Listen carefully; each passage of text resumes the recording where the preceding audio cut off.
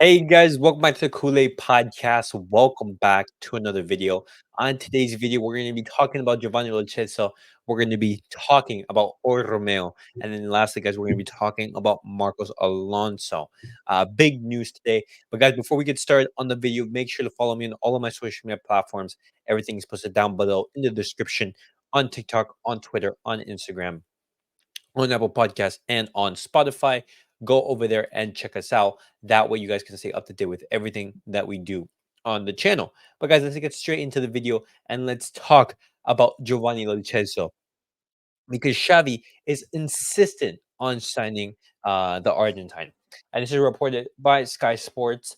Um, Xavi is determined to sign Giovanni Lo Celso for Barcelona in January and requested the club to get it done in what is seen as a test of their support for him. No, guys, this is very interesting because I'm a huge fan of Giovanni Lo Celso. I think for the Argentine national team, he's absolutely huge. He played an absolute huge role, especially in their Copa America win. And Giovanni Lo Celso, he did impress, for example, in their game against against Manchester City, and so you know, he is a very good player. He is a very good player. I don't deny his talent and everything like that.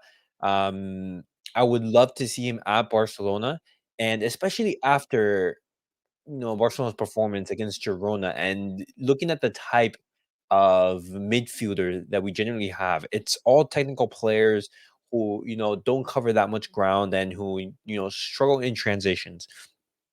I would say that Giovanni Lo Celso is possibly the least technically gifted out of all the midfielders that we have. But for example, he is a player who can offer defensive solidity. Just I don't know if Barcelona would want to get him, just because I think maybe we want to save that money for the summer for when we sign an actual pivot. But if, for example, if we can get Giovanni Lo Celso on a loan, I think that would be a great move. Just add some much needed depth into that midfield, and he is a very quality player. I don't deny his talent. Just I'm questionable on the profile of the player because he is the type of player of the same profile of, for example, of Gundogan.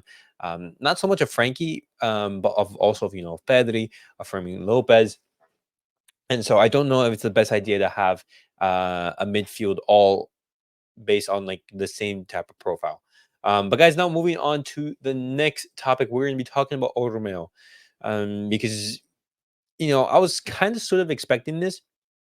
Breaking: the prospect of Romeo making a January return to Girona is being seriously considered. Despite facing challenges, both clubs are actively exploring the possibility.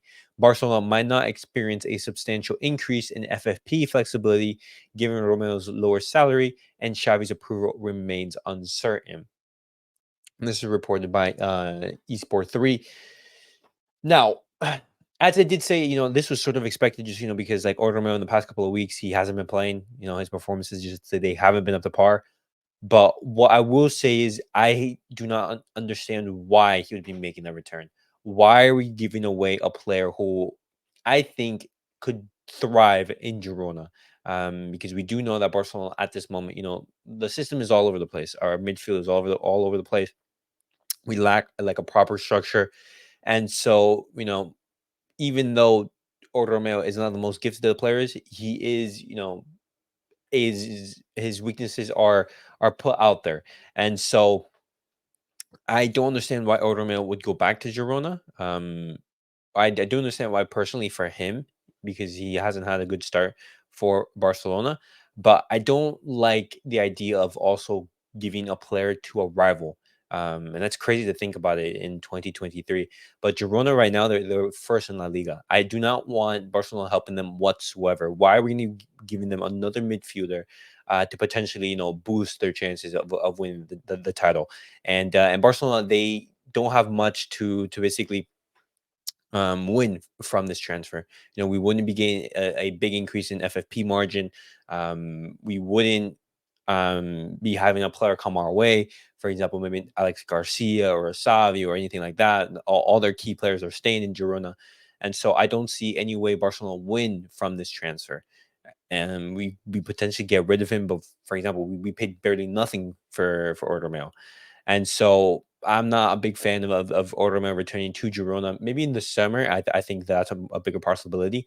But in January, I am not a fan of that because we will only be strengthening our rivals. But guys, let me know your guys' thoughts on the Ortome return. Are you guys a fan of that? And also, guys, I want to just like to quickly let you guys know, official Barcelona will face fourth division club Bar Barbastro in the Copa del Rey round of 32. Now, the Copa del Rey draw was was drawn earlier today in the morning, and so this is the team in which we will be facing. And the guys, the first game in the Copa del Rey, it's going to be a rotation. All of our youngsters are going to be playing, and hopefully, we don't see a disastrous result in the Copa del Rey. But definitely, definitely wanted to let you guys know. And then lastly, guys, I'm going to be talking about Marcos Alonso because I didn't even know about this. But Marcos Alonso is actually injured at the moment, and that's why he isn't playing for Barcelona or even in the squad. And something that I will mention is that Marcos Alonso is potentially on his way out. Marcos Alonso has already decided to leave Barcelona this summer, but he leaves the door open to an unforeseen exit in January. Ah, great. Now, I am a fan of Marcos Alonso leaving, but if he is to leave, we need someone to come in, guys. Because as much as I would like to say, hey, Ordomel, he isn't. I mean, Marcos Alonso, he isn't getting that many minutes at Barcelona. He's still a player that we can use for rotational games. For example, we can use him in the Copa del Rey games. We can use him in games, for example, if two or three players are injured in that position. But if Xavi and the club, they decide, what, we don't need a center replacement. Let's trust in La Masia. I think that would be a good move, and that would basically put all the worries aside.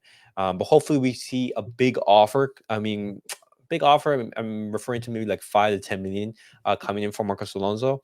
I think that would be a fair offer, and we can get some more FFP margin, and we can see what we can work with in the summer.